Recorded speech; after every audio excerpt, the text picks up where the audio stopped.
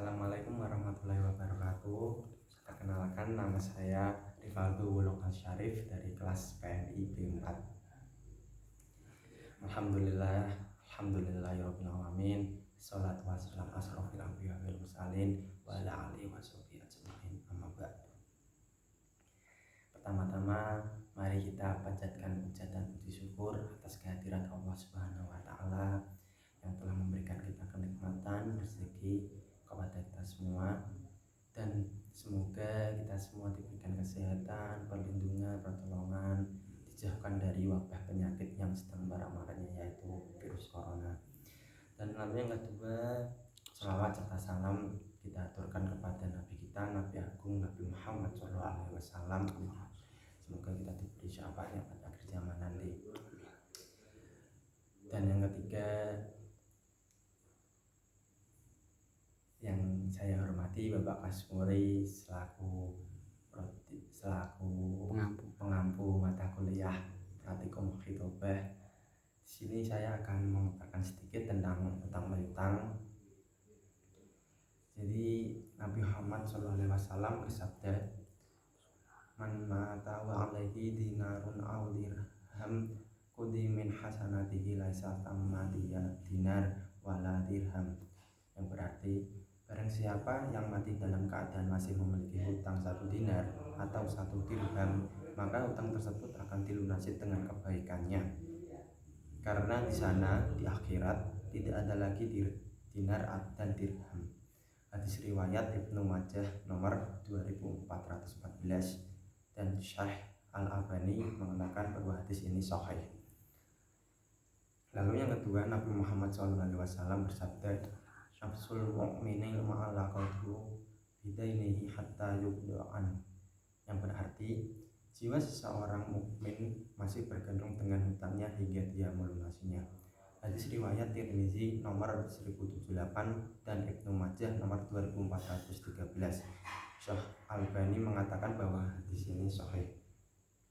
Jadi di dunia ini kita tidak jauh-jauh dengan hutang piutang, apalagi pada pekerjaan yang lingkupnya itu pedagang atau perusahaan-perusahaan, untuk mendanai atau untuk mendapatkan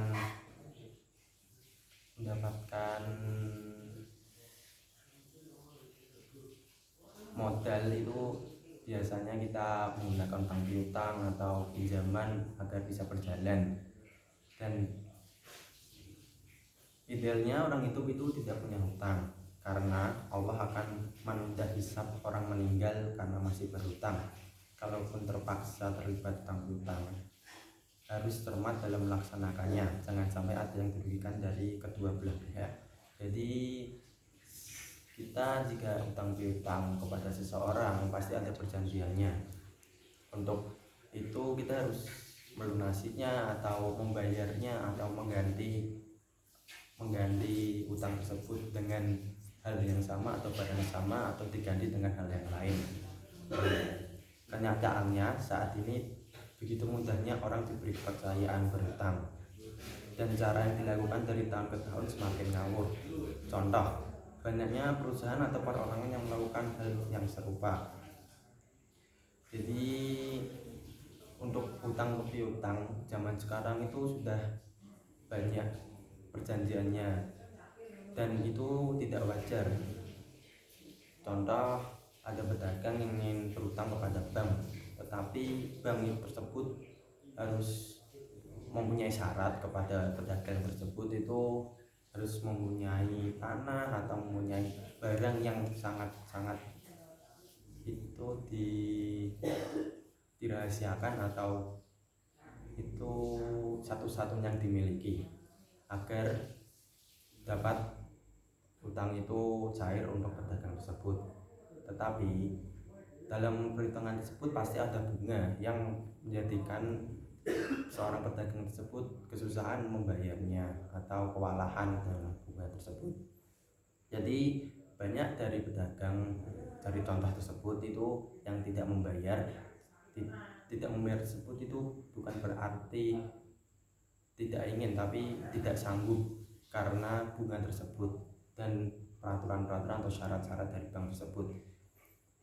Lalu diambillah perjanjian atau syarat yang bisa mencairkan dana tersebut. Dan contoh lain, kita sendirilah hutang kepada teman atau ingin beli apa, kita tidak mempunyai apa-apa, hutang ke teman. Jadi kita hanya bermodal omongan agar teman tersebut ingin mengutangi kita. Tetapi kebanyakan banyak yang menghutang itu tidak sadar diri, tidak tahu diri, karena menyepelekan hutang tersebut, karena menganggapnya itu teman sendiri, dan itu salah fatal. Karena nanti di akhirat nanti Allah SWT akan menghisapnya, karena orang tersebut masih mempunyai hutang saat di dunia. Orang yang punya hutang itu sebenarnya bisa membayar hutangnya, tapi tidak membayar karena pasti jatuh martabatnya atau tidak dalam pertemanan itu apa sih, kadar teman juga menganggap enteng seperti itulah. Terus dan umumnya bahwa orang ini punya hutang sekian dan tidak membayar. Kalau mereka tidak membayar, kita juga boleh mengambil hartanya yang senilai dengan hutangnya dan kita bawa pulang. Urusan berhutang ini di hadapan Allah termasuk urusan yang berat, karena berhubungan dengan manusia. Allah tidak akan mengampuni dosa yang menzalimi orang lain sebelum orang itu memperoleh maaf dari orang yang dizalimi tersebut.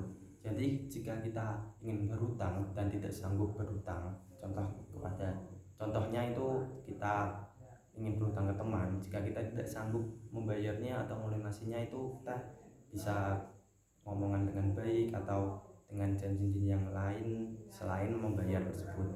Jika teman tersebut memaafkan atau mengiyakan, ya udah gak apa-apalah, gak diganti atau diikhlaskan,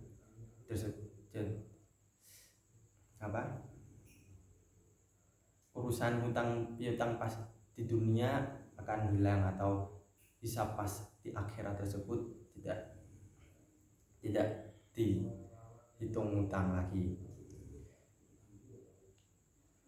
Jadi urusan hutang piutang di dunia tersebut sangatlah sensitif untuk masalah yang akan terjadi di akhirat nanti. Dan sebagai manusia yang baik, sebagai umat yang baik, kita seharusnya jika ada perjanjian hutang piutang tersebut, kita harus mematuhinya atau membayar, melunasi, seperti itu. Mungkin seperti itu sedikit dari saya memaparkan tentang hutang piutang.